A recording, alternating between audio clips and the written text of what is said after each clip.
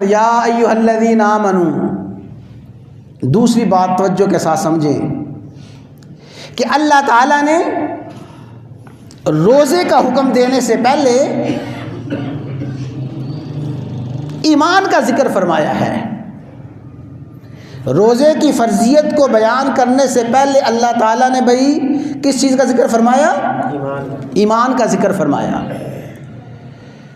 اللہ تعالیٰ سمجھانا چاہتے ہیں کہ جتنے فرائض ہیں، میرے جتنے احکامات ہیں، جتنی بھی اطاعت اور فرما برداری ہے، سارے کے سارے احکامات، سارے کے سارے فرائض کی بنیاد ایمان ہے۔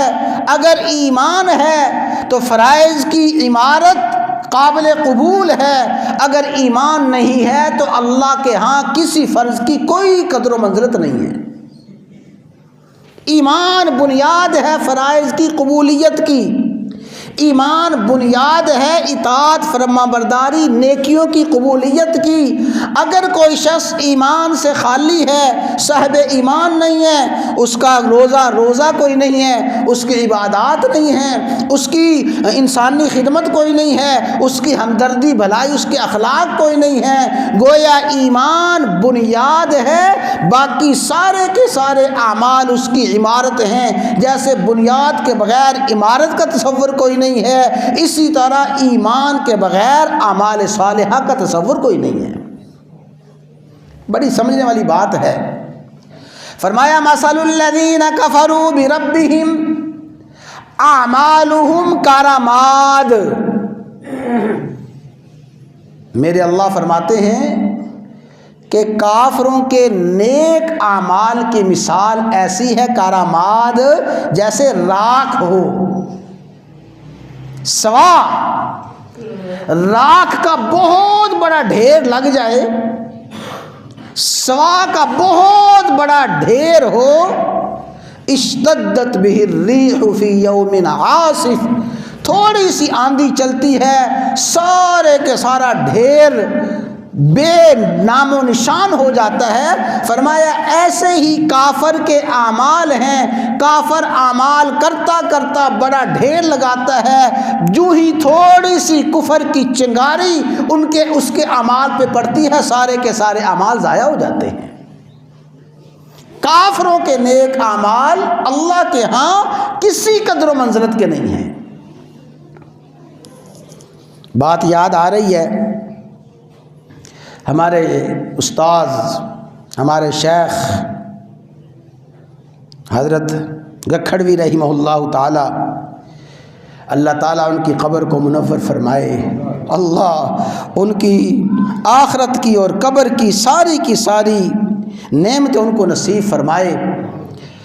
استاد فرمایا کرتے تھے کہ میں نے گکھر ایلیمنٹری کالج میں سال ہا سال تک درس دیا ہے، اور وہ درس ہوتا تھا اساتذہ کو، جو اسکول میں اساتذہ ہوتے تھے، اور خاص کر اس وقت تربیت لینے والے اور کورس کرنے والے اساتذہ آتے تھے، سال ہا سال ان کو درس دیا۔ تو اس درس میں یہ مضمون آ گیا کہ کافر کے اعمال کی کوئی قدر و قیمت نہیں ہے۔ فرماتے ہیں جب میں نے یہ تفصیل کے ساتھ بیان کیا تو ایک صاحب کھڑے ہوئے، کہنے لگے حضرت یہ تو بڑا ظلم ہے، ناانصافی ہے کہ کافر اتنے زیادہ ہسپتال بنائیں، کافر اتنے زیادہ راستے بنا دیں، سڑکیں بنا دیں، اور کافر اتنے اخلاق، اتنی دیانتداری، اتنی امانت داری اور اتنے نیک اعمال کریں، اور آپ کہیں کافروں کے نیک اعمال کی کوئی قدر و منزلت نہیں ہے، یہ تو ظلم اور زیادتی ہے۔ بظاہر یہ بات دل کو لگتی ہے۔ فرماتے ہیں میں نے پوچھا کہ جناب کس مضمون کے پروفیسر، کس مضمون کے استاد ہیں؟ یہ ہے حکمت، حکیم کی بات، دانا کی بات۔ کہنے لگا حضرت میں ریاضی پڑھاتا ہوں۔ فرمایا ہاں بات سمجھو کہ تم ایک کاغذ لو، پنسل لو، پوری لائن 0 0 0 لگاؤ، پھر دوسری لائن 0 0، پورے کا پورا صفحہ بھر دو 0 0 0 سے نتیجہ کیا آئے گا؟ زیرو آئے گا۔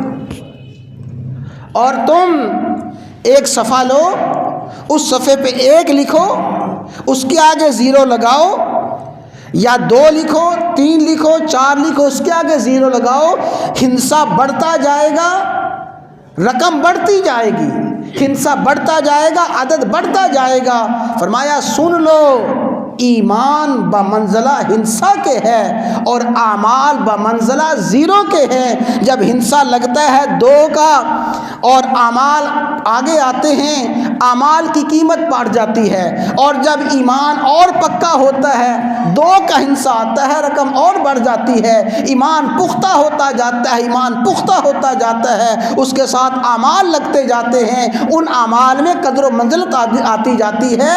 ہندسا بتوبہ منزلہ ایمان کے ہے، اسی لیے سب سے پختہ ایمان، پکا ایمان امت میں صحابہ کا ہے، ان کے اعمال اتنے قیمتی ہیں۔